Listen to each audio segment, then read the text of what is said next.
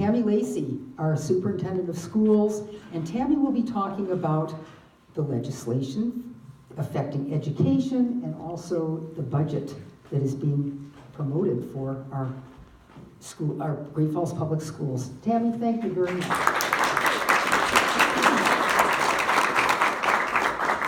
I have a loud voice. Can you hear me without the microphone? Okay. Yeah, microphone, okay.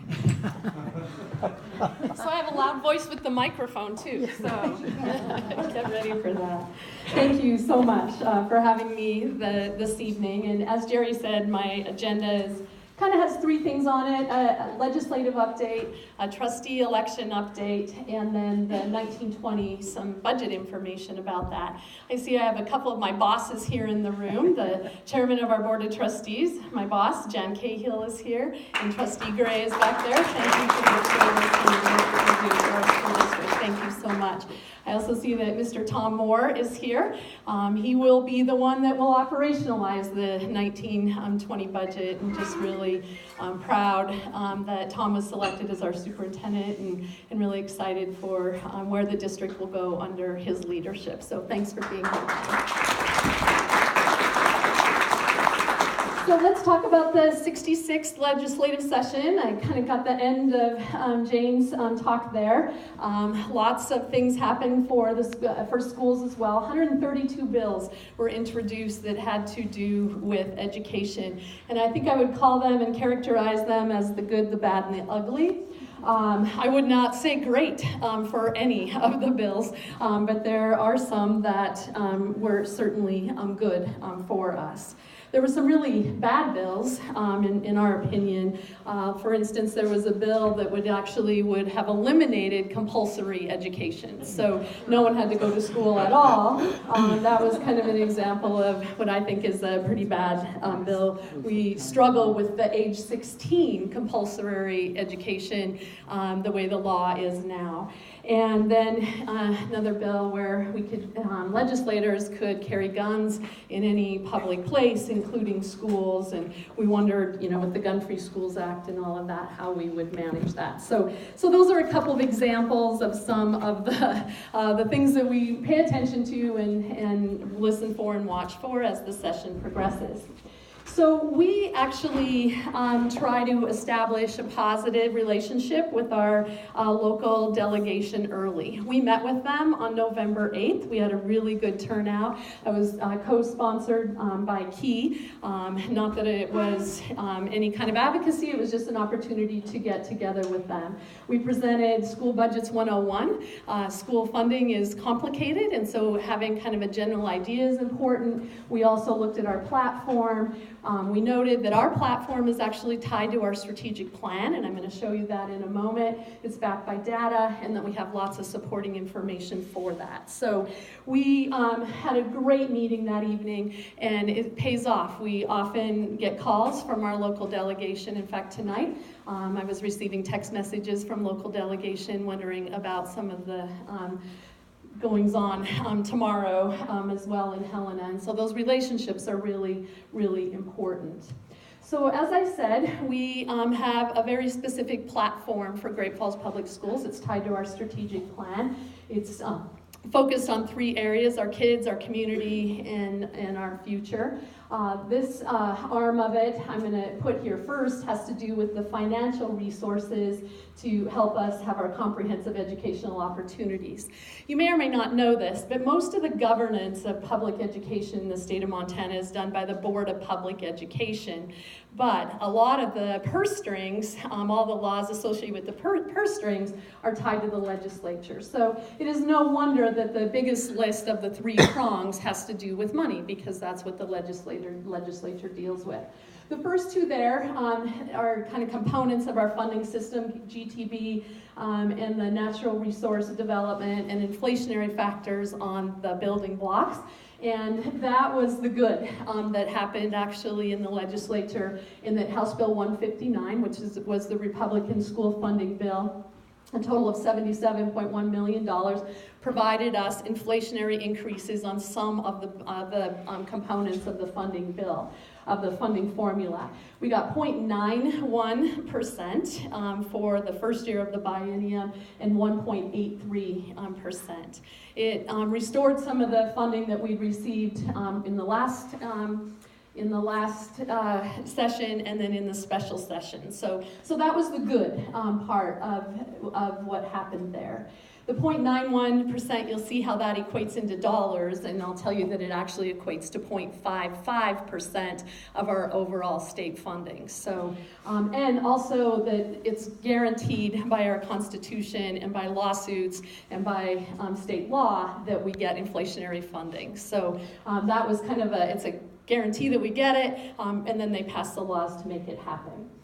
The other part there, we really wanted to look at some support for teacher salary and benefits, especially in the areas of health insurance. We wanted to look at being able to talk about retention and recruiting future educators and the cost of health insurance. And there was actually a couple of bills that had to do with that. House Bill 240 was a Grow Your Own, which we already do. We have high school students taking dual credit classes for the kind of the Education 101 Intro to Ed classes at both of our high schools, so that they get a taste of that, they already get that college credit. Hopefully they want to become teachers after they take that, they go and then they come back. This would have given us some money to do that, and like most of the bills that had money tied to them for education, beyond House Bill 159, it was tabled in appropriations. Health insurance, there was a health insurance bill there that would have helped school districts join together, kind of build a trust, so to speak, and it died pretty early in the session.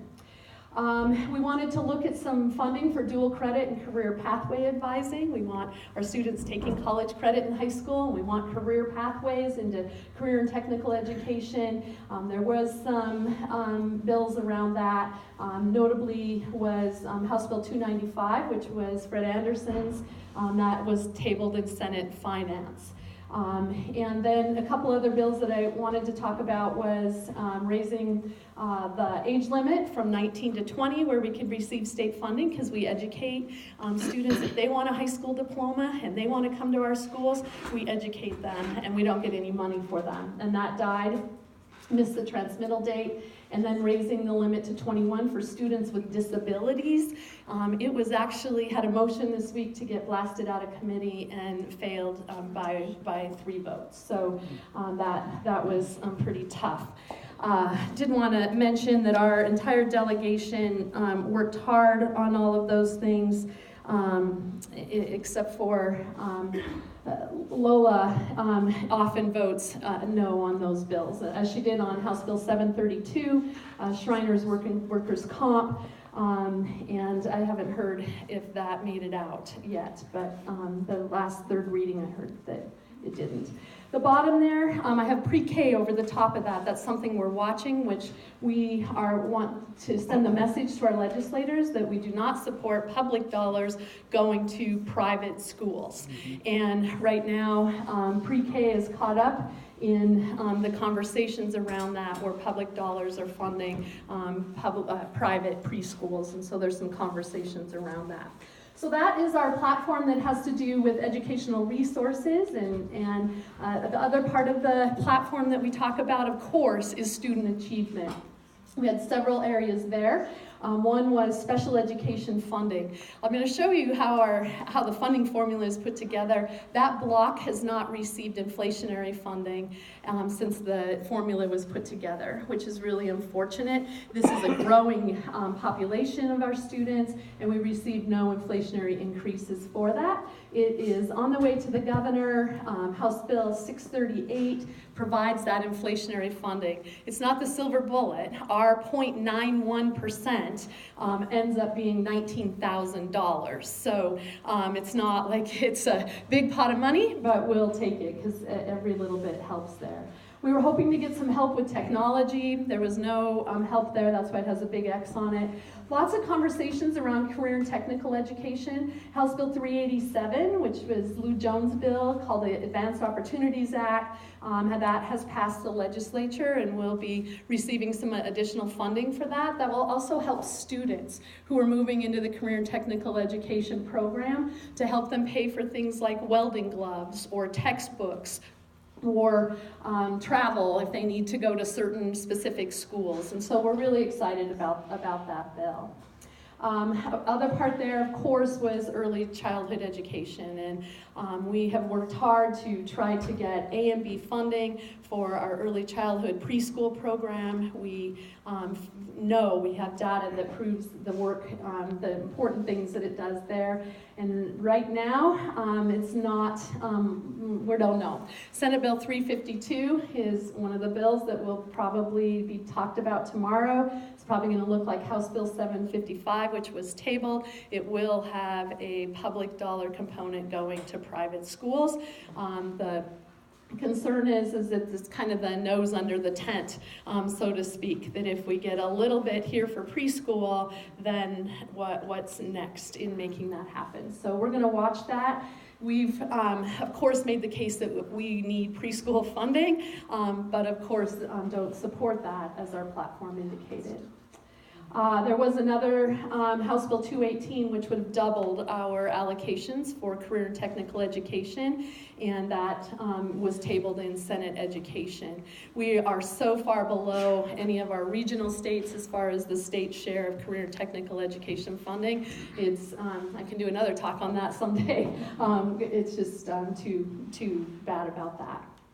And then the third prong of our strategic plan is really about healthy, safe, and secure schools and students. What can we do for student safety, mental health, and some of those things? And we're happy, this was good, that Senate Bill 92 is on the way to the governor. This allows us to have two pathways to additional funding for school safety. And that includes everything from surveillance cameras to SROs to mental health counselors. It gives a very broad definition of supporting school safety. There's two ways to do that. You can go out for a safety levy, like we can for a technology levy or operational levy or bond levy. Now we can go out for a safety levy if the board were to choose to do that.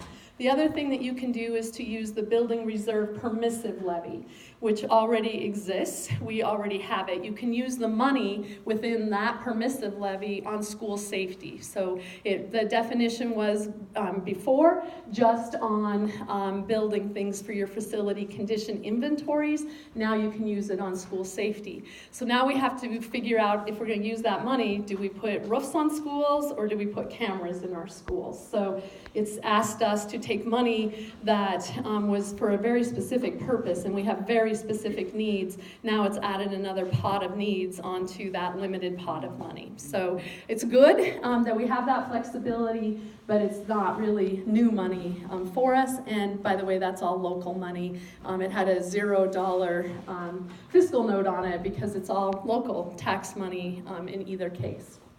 House Bill 247 also allows some flexibility for us. It's been signed by the governor where we can obtain loans for maintenance projects. School districts could not do that before. Well, it had limited capacity. Now we can. You can go through the Board of Investments, or you can, if the Board of Investments improves, you can actually go to local banks, community banks, which I think is good for small towns to be able to work with their community banks to make that happen. You pay the loans back, again, using the building reserve fund. But when you think about it, so you can only collect so much on a building reserve and you have a $2 million roof to put on. You can borrow the $2 million and then use the money that's coming in on the building reserve to pay off that loan. So it will provide flexibility for school districts. There were also things in the legislature regarding at-risk and socioeconomically challenged students. One has passed, Senate Bill 132, and I forgot to change it on here, but this was sponsored by Elsie Arnson.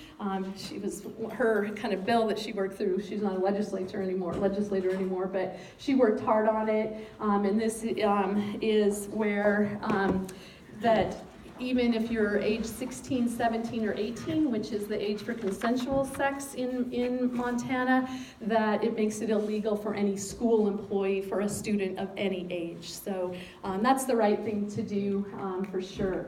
There were also bills around depression screening, suicide prevention that did not pass, and Senate Bill 140, which was a bill to provide identification and serving students with dyslexia. We already do that, so it's not really a change for us, but it does provide some support in the Office of Public Instruction. It had a very small fiscal note.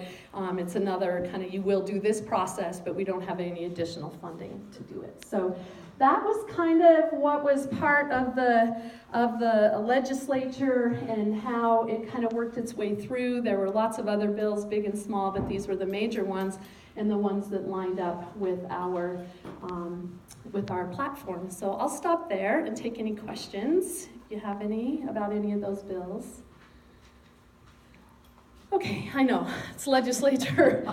They're ready to go home too. We're all ready for them to go home as we move our way through. What's that? 732 did pass on Did third it? reading Okay, today. thank you, thank you. Tammy? Yes. Oh, Jan, anything to add to that? I don't know if you received anything from Casey Schreiner in the last hour or so. I was at another meeting, so I didn't have a chance to look at my The email. governor, I met with Lance Melton about an hour or so ago, and they've agreed to segregate $11 million for early childhood in this bill tomorrow in the free conference. $8 million will go to public schools, $3 million will go to either Head Start or private schools, and the other one is they have agreed, it's just these two gentlemen, it still requires the Republicans, of course, have agreed that local trustees, school boards will not be under the early childhood director, which is a big thing for us if it Nice. comes to fruition. Great. So things are moving fast over there. Just in the last hour we had a change, so we'll see where that ends up. Yes, ma'am. I was just going to ask about if there's funding for private schools, why can't that funding go to public schools? Well, in the 755, it had it going to both schools, but there were a lot of other kind of strings attached with it. So this perhaps is a good compromise that we can get moving forward. So that's good to hear. Thank you.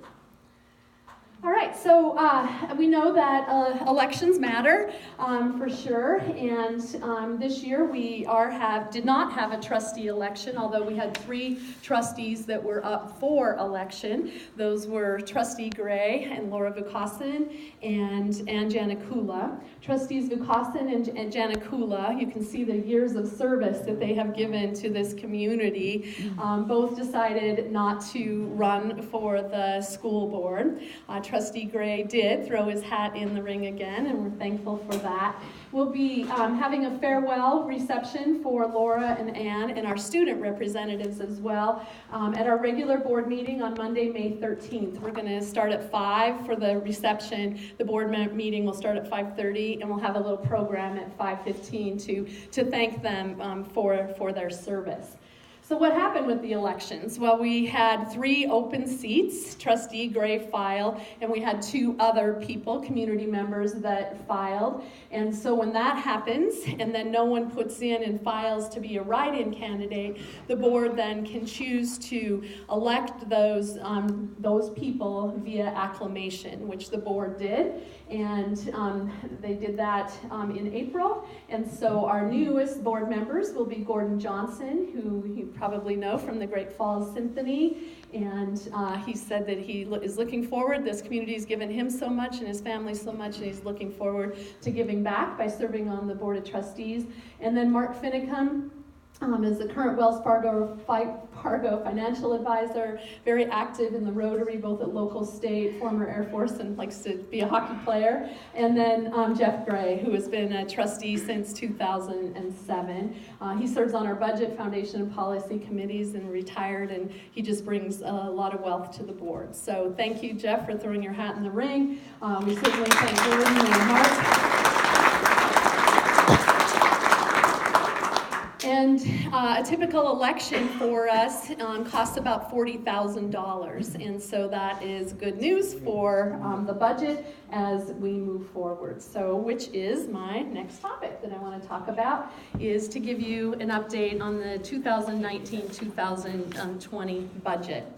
So just to kind of make sure that we're all working under the same definitions, the general fund budget is what I'm going to be talking about tonight. We have other budgeted funds, and then we have other money and revenues from federal sources, but tonight I'm just talking about the general fund, which is what the money that we use to provide high-quality educational opportunity while maximizing operational efficiency and public accountability. It's right off of our strategic plan as we look at budgeting. Starting to worry a little bit about the ability to provide high-quality educational opportunity because of the persistent lack of resources that we have, and so I'll be talking about that in a little bit. A few reminders is that the general fund finances the instructional costs. We often hear that we have bond money, we should use bond money for those instructional costs, and you cannot. That is against the law. The bond was for the buildings, for the things that were very specific to the language in the ballot. The general fund is for operations. So I just wanted to make sure that we had also kind of a general understanding of how budgets work and what how the budgets are actually built.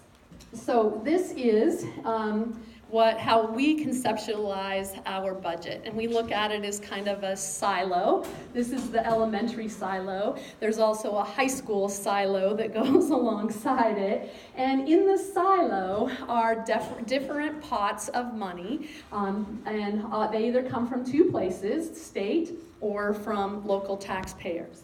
Everything that you see there in the yellow comes from the state. And behind each of those little building blocks is a specific formula on how those little building blocks are put together. The gray part comes from local. This is local-based property taxes. The guaranteed tax base are also local taxes, but they come from other communities. And you're like, what? Why does it come from other communities from property taxes?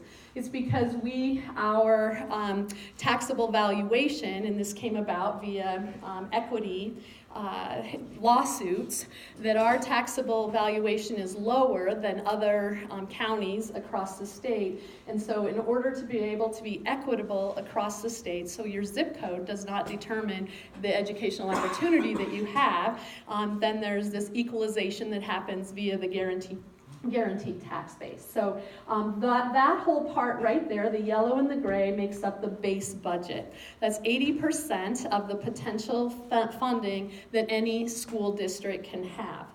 The red part is the over-base property tax, and that is the amount and the only amount that the trustees actually have any control over, and that can go up to what's called a budget maximum of 100%. So this year, because we're not increasing this over-base property tax via a levy, we are at 97.1% in the elementary, and we did not take advantage of the $1.45 million, which was the potential to the 100%. So that's a little bit of how the funding works. There are 10 of those building blocks that are by state formula. 6 of the 10, now 7, when the governor signs the bill, will have inflation adjusted. 8 are enrollment based. 8 are determined by the number of students. 1 is determined by the subgroup of students, and 1 is determined by the number of teachers. And only 1, and that's that red section up there, is actually determined by the local board and by taxpayers how much that is going to be. So that's a quick primer in educational funding. Yes, sir. Just so I understand the levy process and that red piece. So Correct. That is the piece by dollar amount we have not increased in 10 years since we passed a levy?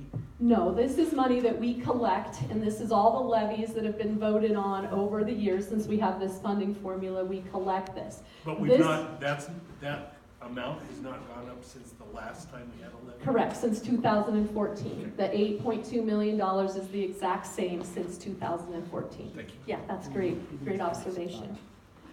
So that's kind of the primer. Are there any questions on kind of that?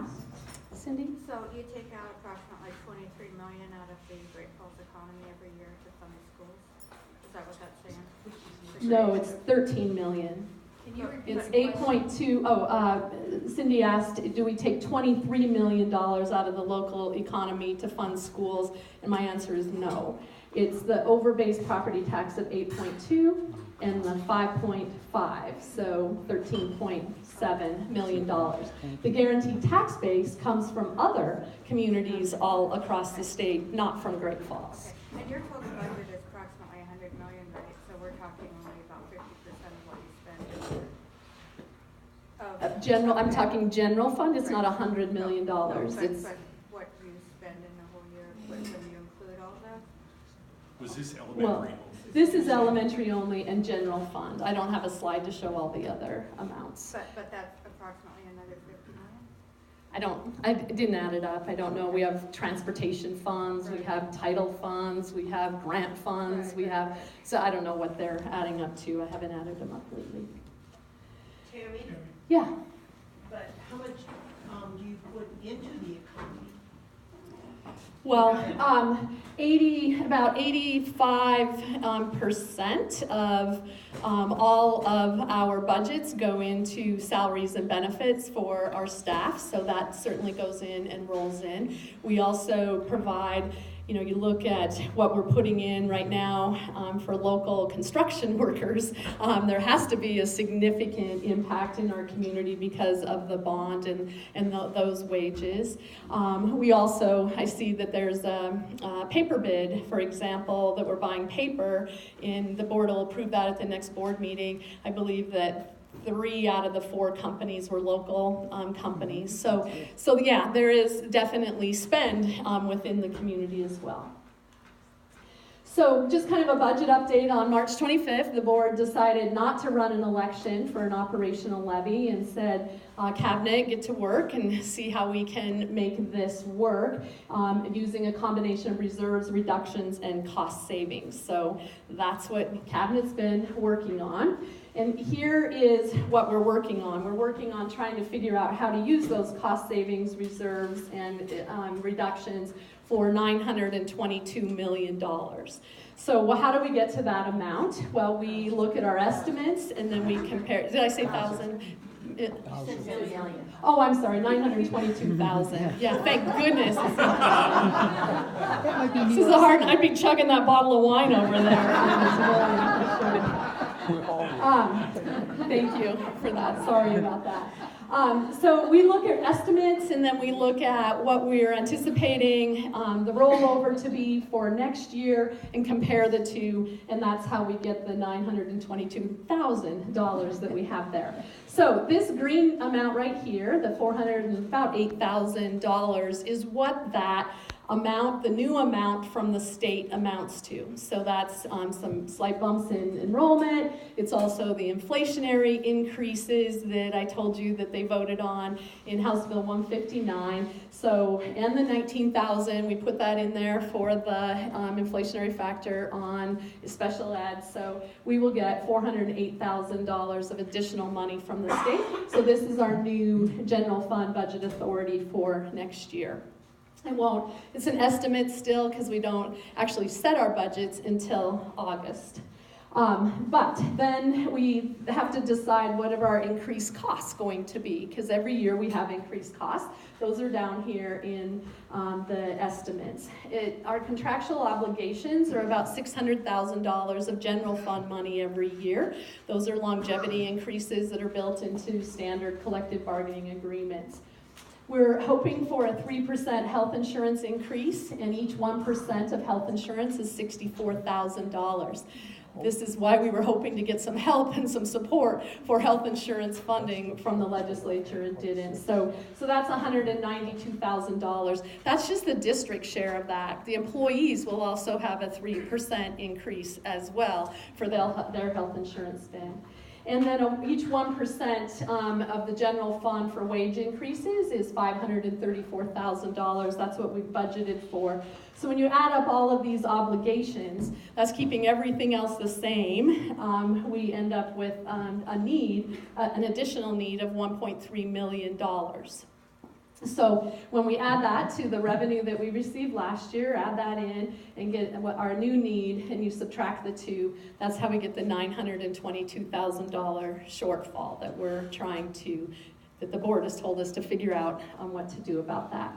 So we've been having conversations around that. We've tried to hit some targets here as far as what we want to do to get a balanced budget in August when the board votes on it.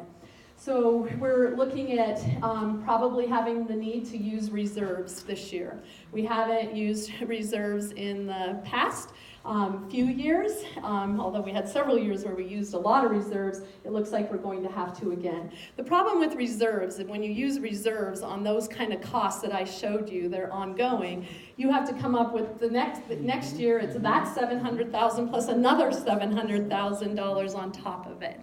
So that's the problem with using reserves, but it looks like that's probably because we have no place else other to cut.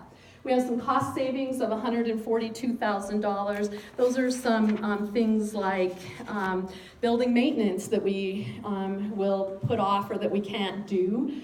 We also have sub-teacher budgets. We're not, for example, doing as much professional development as we did, which is sad, but when you don't do professional development during the school day, you don't need as many subs, and so we're able to reduce the substitute budget. The admin hiring, the differential between the salaries for the new administrators that we're hiring, we've also included those in the cost savings there. And then the election, the $40,000 in the election is there in those cost savings. We're hoping to hold our staff reductions to a small amount this year of $65,000 because it's been in the millions over the last several years. And then we're looking at revenue. Now, school districts don't have an opportunity much to make revenue, to have more revenue. We can't sell the children or make widgets. We can't do any of those things. And so we're pretty limited in the revenue. So we're looking at fees here, a variety of different fees that we can increase in order to generate some more revenue. And so that gets us to the $922,000 there. So we're working on that. And this is what it's looked like over the past years and why it's really hard to have more deep cuts. So since 2008, we've made $11.3 million in reductions, and that includes this year's reductions, and $5.8 million in reserves that we have had to utilize in order to balance budgets in the past year. You can see since 2007, 2008, we haven't passed a levy. We used to pass levies every year. We would use some of them or not, depending upon what the state did for us. But every year we ran a levy and we passed them. And then after 2008, we passed one in 2010, where we actually still made cuts in 2010. We couldn't even balance the budget with the levy that we ran then. We were able to do that in 2014. Where we ran the levy and didn't have to make cuts that year, but there's just been cuts every year since then. So those reductions have been significant. When you look at them over time, you go, okay, we've made some reductions. We looked at them this year in looking at categories of reductions. So we've cut 102 teachers and 5 guidance counselors, for example, since 2008.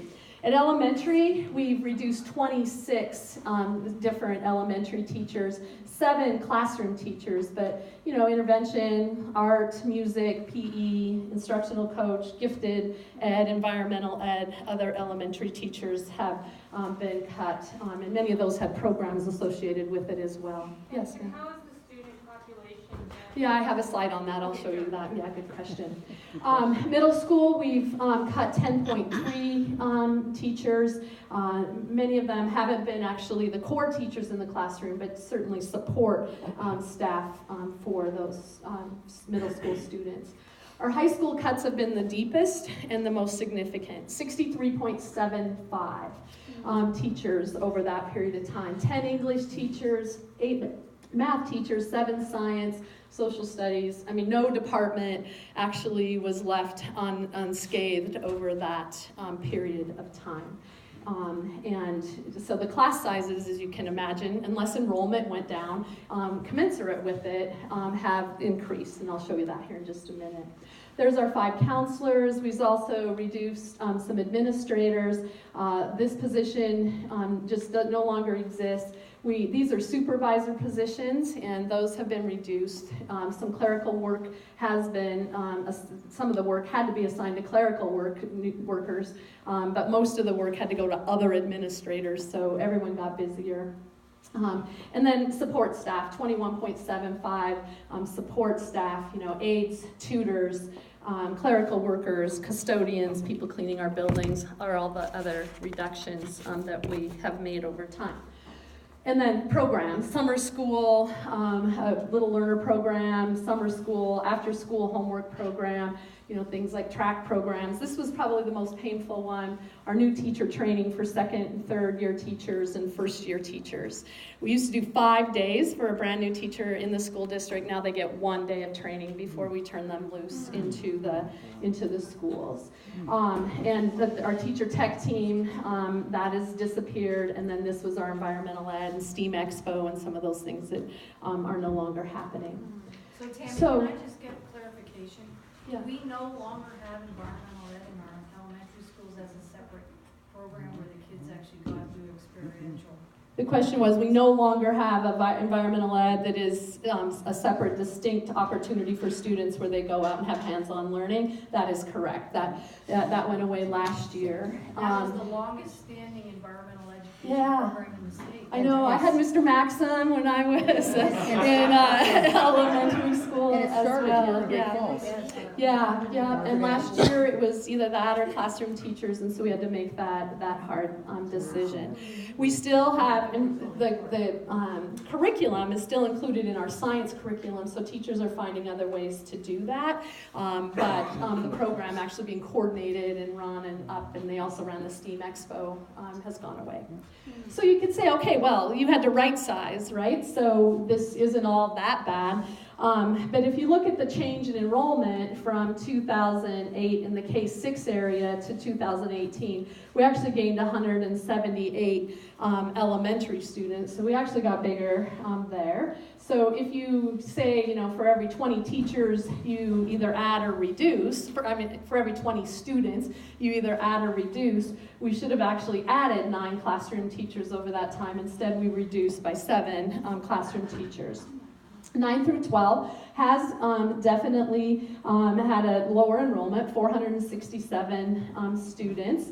And again, if you say for every 20 students that we need to reduce, which I would agree with, we should have reduced 23. Instead, we've reduced 63.75 teachers. So there is no doubt when our teachers say that the class sizes have increased, we have bigger class loads. It's hard to see the kids. When there's 28, it's hard to get to know them. When you have 28 kids times 5-6 periods a day, that is kind of the result of that. So yes, part of that was right sizing, but also was making some deeper cuts than if we'd have been able to have some additional funding that we wouldn't have had to make. So the results are, this is just kind of a summary, our summer and after school academic programs, not much happening there, crowded classrooms, vocational opportunities have been reduced, gifted and talented, I think it's pretty much non-existent as a separate program. We have fewer art, construction, medical, computer coding, and the like. We've had to eliminate the staff that provides prevention, intervention, and support to our disengaged and marginalized students, which, by the way, that population is growing. The number of students that we have with anxiety and mental health issues and behavioral issues that result from that is unbelievable. And so we've had to cut many of the people that actually serve them. And then difficulty with recruitment and retention of staff. I just got to find my notes here. I looked this up today.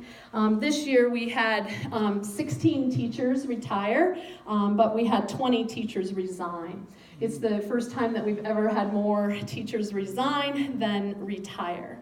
And it's getting harder and harder to recruit staff because there's fewer teachers going into the teaching field, getting harder and harder to recruit. Are the resignations leaving the teaching field, or going elsewhere? There's both. We've had both of those. They're like, this is not like what I expected. I'm going to go do something else. And others have gone to other communities, other states, to pay, so they can pay off their student loans. Basically, is what they tell us. In the future, I guess it's no surprise, our dropout rates have been increasing and bumping a little bit. That is not a surprise. We're trying to figure out exactly why, but when you have fewer people being able to intervene and work side by side with some of our marginalized students, that's probably not a surprise. I hope we don't have declining test scores, but again, when you don't have those after-school programs, summer school programs, some of those things, I think a natural, logical thing would be you can't maintain that level. Worrying about accreditation concerns, those class sizes, bumping up against those and exceeding them at the elementary, and then having the right teachers with licensure and endorsements and all of those things, it is a worry. And the elimination of more subject areas. You saw all of those on that list, especially at the high school, what that could look like.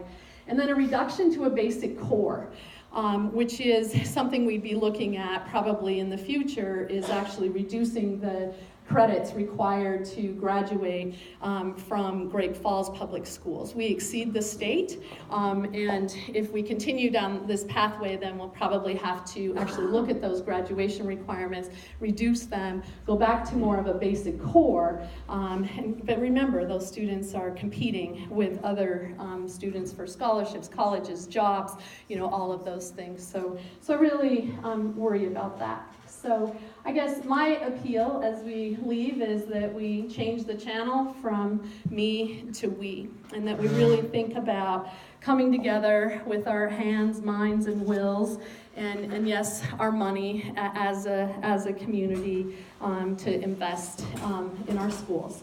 And we did that very well in our facilities, and they're absolutely coming along beautifully, but we also have to provide for the operations and what's happening in those schools. So I will now, unless people have questions or comments, I'm going to come up. oh, okay, then I just put the key up there, not that I'm here to endorse key, but because the next speaker I know is. So thank you for the opportunity to share.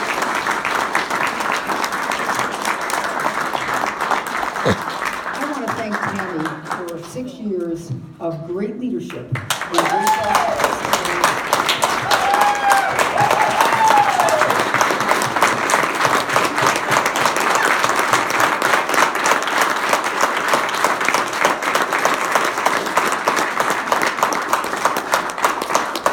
And being president of this group, I have the bully pulpit right now. We came to Great Falls 44 years ago. Tammy and our oldest child, Ellen, were in the same class. What we looked for, besides obviously medical work for my husband, but we could have found that anywhere. We looked at the schools. We knew that with good schools, the economy of Great Falls would be good. This was 1974. If we continue to go the road that Tammy is showing, the economy of Great Falls is not going to be good. The schools will not be good. We will continue losing teachers. We will continue not having teachers want to come here. And I'll tell you what, it's a real downer. As far as I'm concerned, it's a real downer. It takes, I think Tammy would be the first to agree that it takes a while for the ship to turn around. And if we are not putting our money where our mouth is, we're going to have a second-rate school system, and we're going to have people leaving the community. I'm already seeing it, and it really bothers me a lot. So think about it, folks. Come to the budget meetings. I know I see Cindy there, but there aren't many community people at the budget meetings. Find out what the schools need. Find out what the schools are getting and why these mill levies are so important. Another thing that I want to say is I want to obviously thank Tammy again. I want to congratulate Tom Moore for becoming our next superintendent. I know that we're going to...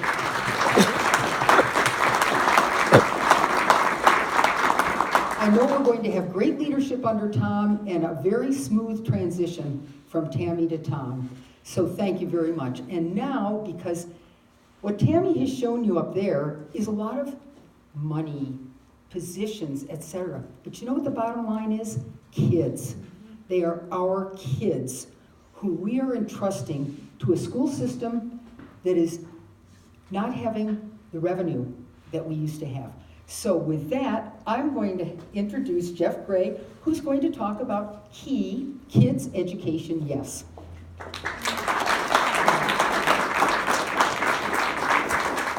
Thank you. If it's okay, I'm going to sit.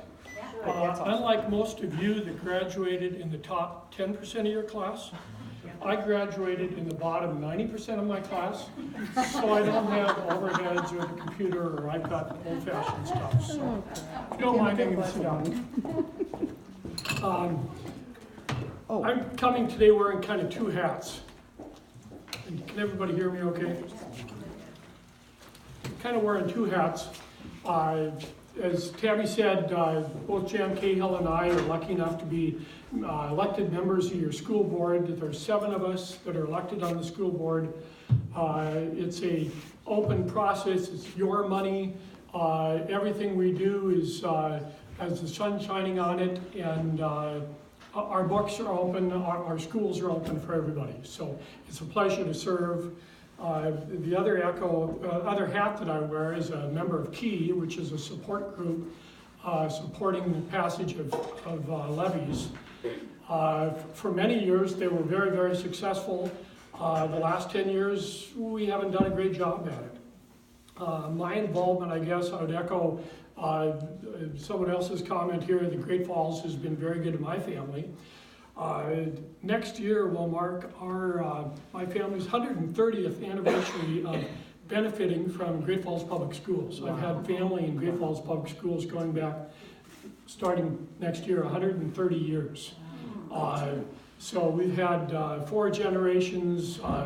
We've had 3 generations of us have gone to Great Falls High, go Bison. And so we've been very lucky. So, Go Rustlers. There we go. I won't discriminate either way on that one. So with that in mind, when the last levy failed, a bunch of the old players got together and a lot of new players got together, very concerned about the levy not passing for year after year after year. The Chamber of Commerce got more involved, the Airport Commission, there's a lot more players that are involved. That gives me great hope that people see the value of public education. So the first brainstorming we did was saying we need to find out why it's not passing, what's going on. So we hired a consulting company to do a survey for us, a random sample, statistically accurate survey, which was a great start.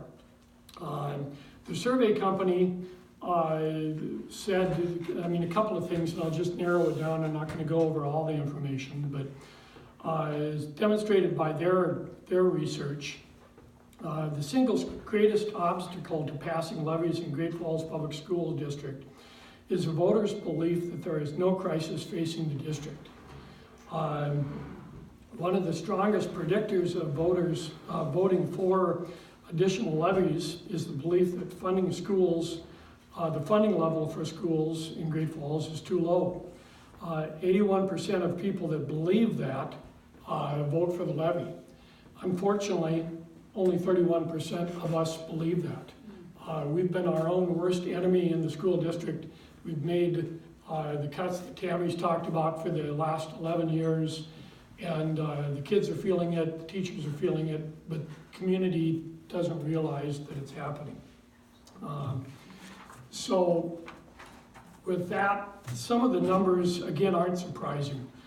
We've already decided as a board that we're not going out for a levy, so some of this is old information, but this echoes the comments of some in the community that are exactly right on, that read why these things aren't passing. The survey came up with, back in March, that only 32% of the population would support a levy at that point, 37% were opposed to it, and 9% were undecided. So even if you get half the undecided, it's still going to be close. So that was one of the big things. So some of the information they determined was not new stuff that we already knew. Voters are generally opposed to the levy, at least at that point. Voters are tax sensitive. The survey told us that. That's nothing new. We've known that in Great Falls for a long time. But the surprise to us, I guess, or the new insight that it gave us, was that voters believe that school funding overall is doing fine, and that we haven't had to make any cuts. So even though the cuts that Tammy's talked about that we've made for the last 11 years, the voters don't see that those things are happening. Also, the survey showed us that the public isn't responsive to the argument that other school districts in Montana, the other AA's, are doing better funding schools than our district is doing. So those are things, there's some homework here that we need to work at, and that's going to be kind of my theme here. Again, I talked about the numbers on the people that support and oppose the levy. Some of the folks that just general categories, generally women under 60 support levies more than men do. 60% of that group supports levies. On the other hand, men are more skeptical. 56% of men are opposed to the levy. So we've got a lot of work there to do. And again, a major challenge that we face at Great Falls is that voters do not think Great Falls has an education problem. I'm here to tell you that we've done okay. We're on the brink. We've made all the cuts that we can make. We've done the easy cuts. And as I can tell you from one board member standpoint, they're not easy cuts to make, any of them. They're all painful. There are all people involved in them. We've done the easy stuff. We're getting into the bone that we're going to be cutting.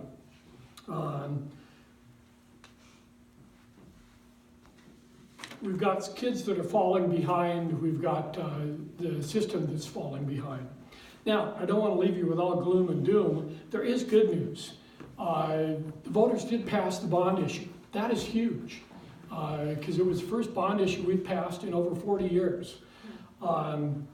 The poll did show us that people do believe, 73% of the voters do believe that public education is a key part of retaining our community's viability and our community's growth. So that's great news.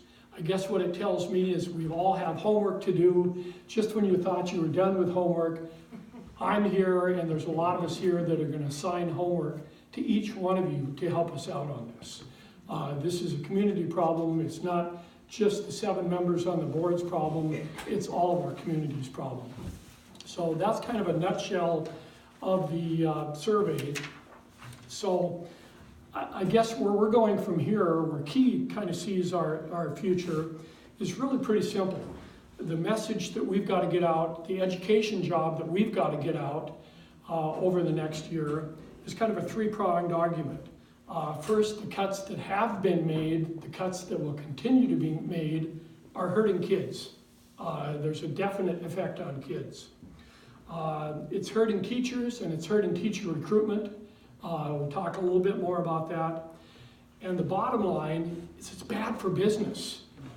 Those of us in Great Falls that have stuck around for 130 years, or those of us who have stuck around for 5 years, we want to keep you here. And we can't keep you here if there's not opportunities in Great Falls. So let me talk a little bit to the cuts that are hurting kids. I'm not going to go over all of Tammy's cuts that she has in great detail, but I'm just going to hit a couple that jumped out at me. We have fewer vocational offerings, just at the time when we need more carpenters, electricians, plumbers, all the skilled laborers. We're making cuts in those programs. Doesn't make sense to me. Fewer foreign language opportunities. The world's getting much smaller. Lots of troubles in the world. Kids from Great Falls can help solve those problems as well as any other kids. We've got fewer foreign language opportunities. We've had to make 5 math teacher cuts in our highest poverty level schools.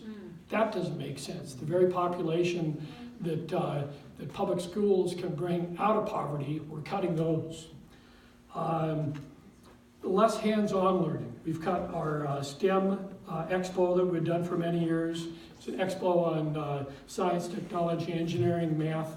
Really a great motivator for kids. We've had to cut that program. High School House, one near and dear to my heart.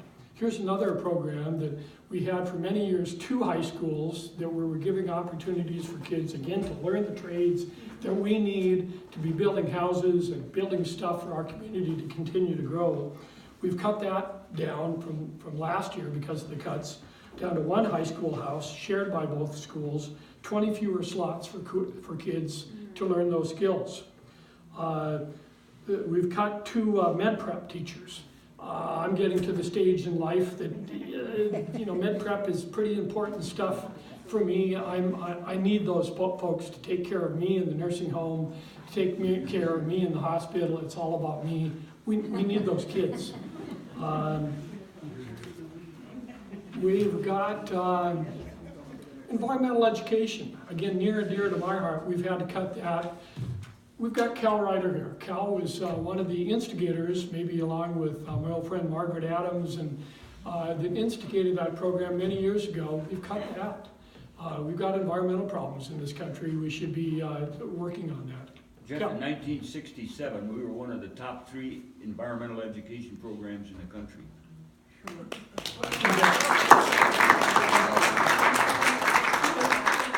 And that were invited to come, my district were invited to go to Washington DC because it was such an outstanding program and had that type of, recognition nationally. It was fabulous. And that's the theme, that hits right on it. It's not just that the environmental education program was a program across the state that the state tried to emulate. We've lost a lot of that credibility with Great Falls Public Schools that we were a leader. I can't say that we are anymore.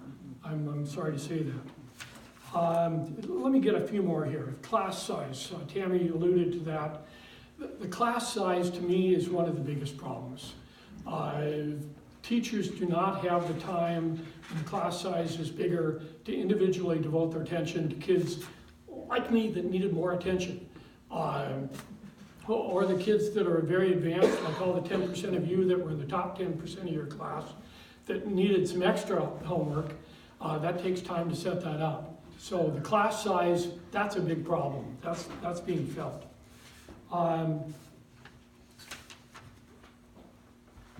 Students have less support in the summer. Tammy alluded to that. We have cut summer school, we don't have anymore. After school programs, we don't have anymore. So for the very kids that are in our high poverty levels, we don't have those programs. We've cut gifted programs. So those are just some of the cuts that we're feeling. Those are real cuts. Those are cuts that kids are feeling across the town. They're going to continue to feel those things. How about the next one with the cuts hurt teachers? I contend it hurts teachers. It hurts teachers recruiting. That hurts kids as well. The Great Falls Public Schools used to be among the top tier of teacher pay. Now I'm sorry to say that our starting pay of $34,000 ranks 44th in the state. We're having a hard time recruiting teachers, filling positions. We're having a hard time keeping teachers. We're having a hard time getting teachers to even apply for jobs. Once you get a teacher here, there's no assurance that after 2 years, after they've set up shop, set up their family, set up everything here, that they're not going to get riffed in 2 years and have to look somewhere else. I guess in my mind, maybe it's logical. Why would you come to Great Falls when you can go to Bozeman, go to Missoula, go to Billings, and get paid more, have a little lighter workload? Or frankly, Jan can probably help me out here, but we've got school districts, small Class C schools across Montana that you can live in Scobie, Montana or somewhere else, and that may not be the right district, but you can live some small town in eastern Montana and make more money to pay your student loan. In my mind, why would you move there other than maybe some pheasant hunting when you can live in a great place like Great Falls? So that stuff is painful. hard to attract qualified teachers. We've got teachers retiring all the time, teachers moving because they've got opportunities they can get elsewhere. We're getting to the brink where I don't know if we can say that our teachers are the top quality in the state. That hurts a lot too. So then the last part of that picture is it hurts business in our community. For those of us that have stuck around, for those of us that are sticking around, we need some growth in Great Falls. Great Falls, Commissioner Bronson and our city commissioners, Mary Moe can help me, but basically Great Falls has been flat for the last 40 years. Our demographics has changed. We're not an old community, we're not a group of old retired people, but we're having fewer children. 40 years ago, we had 20,000 kids in the district. Now we've got 10,000 kids. That's going on across Montana. But that's going to continue to go on if we don't get some more opportunities in Great Falls for growth, for jobs, for opportunities for our kids to stay here, for our kids to come back, for our grandkids to come back, to stick around. We need some growth. And we can't have that if we've got mediocre schools. As Jerry so eloquently said, when Chuck came to Great Falls, he probably could have gone somewhere else, but we had great schools at that point. It's tough attracting docs, it's tough attracting the higher echelon of professionals if we keep turning down mill levies. It's hard to attract new businesses. It's hard to keep existing businesses. Not only ADF, but you look at old businesses like Pacific Hide and Steel in Great Falls.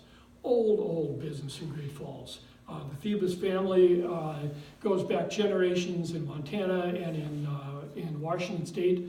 They don't need to be in Great Falls. They can do their business anywhere. We're at risk of losing those kind of things. So public education ties into all those. So I guess I've harped on those things. You kind of get the picture. I guess I still believe in Great Falls, and I believe in our kids. I think these are all fixable problems. We've got our homework to do. We've got to go out and educate the public. We've got to do a lot better job of educating the public to solve these problems. You know, Great Falls has done these things before. Jan and I are both history buffs. But you know, Great Falls has survived. Just to remind you of a few things that we've survived that are, worse things. The flu epidemic of 1918, pretty devastating. World War I, we lost a lot of young men then. The Great Depression and the Dust Bowl, we had 20 years of Dust Bowl in Montana that devastated our agriculture. World War II, we lost a lot there. The ACM closing was devastating. But we've surmounted a lot of those problems. We've got some good stuff going on in Great Falls. But we've got 40 years of declining flat population in Great Falls, and we've got schools that I'm saying are on the brink of being mediocre. Mediocre may be okay for Lake Wobegon, where all the women are strong, the men are good looking, and the children are above average. I don't know if we'll continue to be able to say our children are above average. So that's basically my pitch to you. I would say I'm going to give you all an opportunity. Here's your opportunity maybe to avoid some homework. I'm going to send around some sign-up sheets that if you feel passionately about this and want to get involved with helping us in any way you can, writing letters to the editor, going door to door. We haven't decided on key or total direction, but this may be your opportunity to help. And I'm just saying our current superintendent and our future superintendent, they may look on that as an opportunity not to assign you homework, that they'll come to your door and assign you this homework. So I hope that makes you all a little bit nervous when Tom may come to your door to assign you an English paper that you haven't written in the last 60 years. So, but with that, that's all I've got. Jan, do you have anything to add that I've missed on that? Yes. You mentioned the trades were being cut. Are there dual credit opportunities at Great Falls College MSU? Are they helping to make up for some of that? Because I know many high school students go there and get dual credits, not only high school but college credits in some of the trades. And Tom can help me on the back too, but the dual credits has been a great program that Great Falls has worked on a lot, and all public schools across Montana, to make the educational system more efficient. Our welding program is a great example. I mean, there are students, men and women, young boys and girls, that can do welding programs at the high schools and at Great Falls College MSU. So those are great programs, you bet. But they are a limited number of kids that can take Limited advantage of slots. that, are they not? Yeah. But there could be a lot more opportunities there, you bet. Other questions? Well, thank you very much for your time, your interest, and holler at us when you